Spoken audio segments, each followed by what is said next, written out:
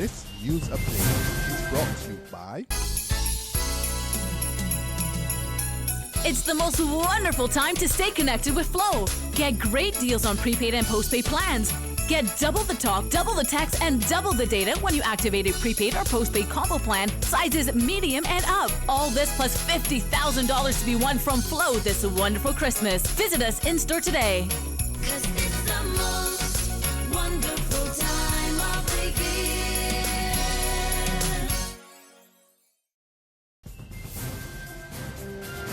This is the Barbados Today morning news for Monday, December 19th. Thank you for joining us. I am Mary-Claire Williams.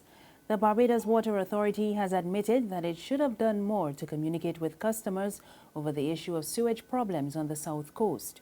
Describing the situation as a wake-up call, BWA officials told a weekend news conference that they will engage more with customers going forward, including via social media. General Manager Dr. John Mwanza also announced a $2 million repair program is being undertaken for the South Coast sewage plant.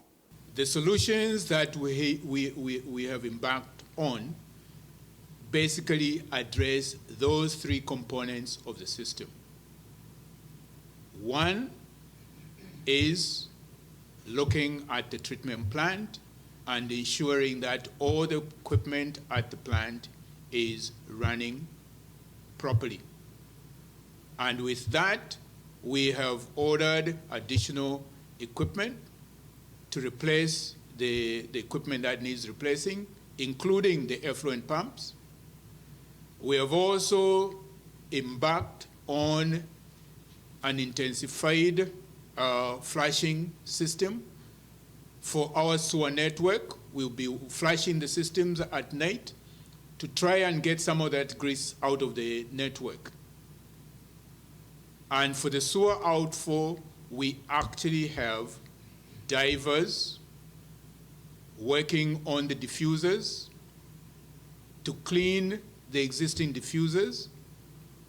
And then once we get the new diffusers, which should be coming in January, the dysfunctional diffusers will be replaced by new ones.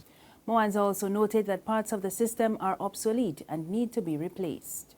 The Water Authority has been working on that plant and maintaining the plant, but some of the equipment has reached an age where normal maintenance is not enough. For example, the effluent pumps are now obsolete, and we have to get new pumps. The pumps that we get, we want to get a variety where you could fit them back into position without having to cut any of the pipe work. And that is why you could not just go into a shop and find a replacement so easily. If we were getting back the same pumps as what is there, it would have been easy to get the replacement pumps quickly and replace them. But we now have to get pumps made to fit the purpose. Meanwhile, the Senior Director for Support Services at the BTMI, Neville Boxill, says they do not expect any major fallout from the sewage spill on the South Coast. At this stage, I believe we continue to be on track to achieve roughly a 6% growth on last year for 2016, and at this point in time we've not changed the projections for 2017. The response from the tow operators has indicated that they have not been hearing anything from the consumers. I think that while this issue has been a significant one on social media within Barbados, it has not reached that critical mass internationally where it has become so widespread an issue that it is immediately impacting on our forward bookings. In other news this morning, the CEO of Supreme Counseling for Personal Development, Sean Clark, is calling for the introduction of vocational studies at the start of secondary education. Clark argues that this gives young people who may not be academically inclined a chance of feeling involved in the school system from an early stage. He made the call on the weekend at the organization's annual prize-giving ceremony at the New Testament Church of God on River Road. I am not saying to you, supreme beings, that academics are not important, because if you guys don't do your work, you're going to have to answer to me. But what I'm saying is that we need to look at the system. So you have 4 years of pushing academics in these young people's face. You get them frustrated with learning. You get them frustrated with the school system. You get them frustrated with the classroom.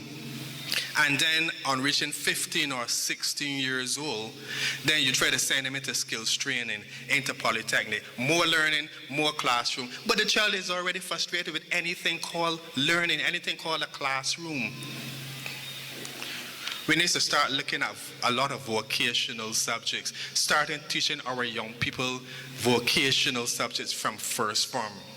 Let's develop craftsmen, tradesmen in this country.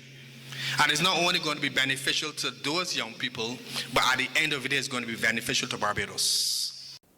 In sports, a 4-wicket haul from West Indies all-rounder Hayley Matthews helped Hobart Hurricanes stun Melbourne Renegades via the 1-over eliminator in the Women's Big Bash League yesterday.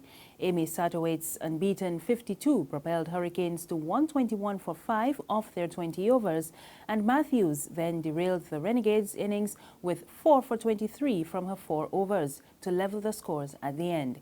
It was the second straight victory for Hurricanes following their 3-run win, also over Renegades on Saturday. There's regional and international news after this short break.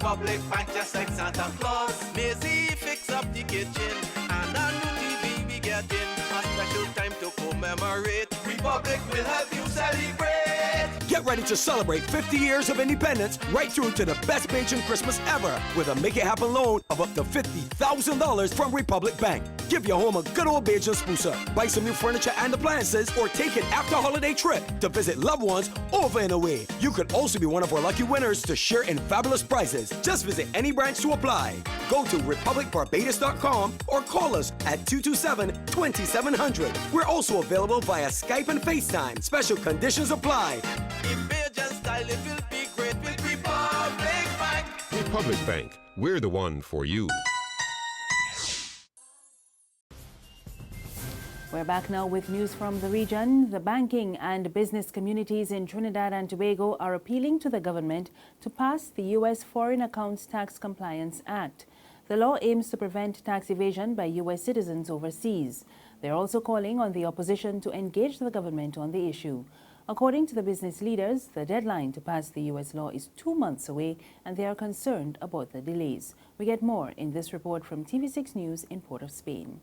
The prospect of capital flight looms as nervous investors look on at the opposition's walkouts and no-shows. After the opposition stayed away from Monday's sitting, the lower house adjourned until January with no progress on debating the FATCA bill. The Bankers Association president, leaders from 2 chambers of commerce, and the head of the Insurance Companies Association came together today appealing for a mature approach. Further afield, several buses sent to transport the sick and injured from 2 government-held villages in Syria have been burned by rebels.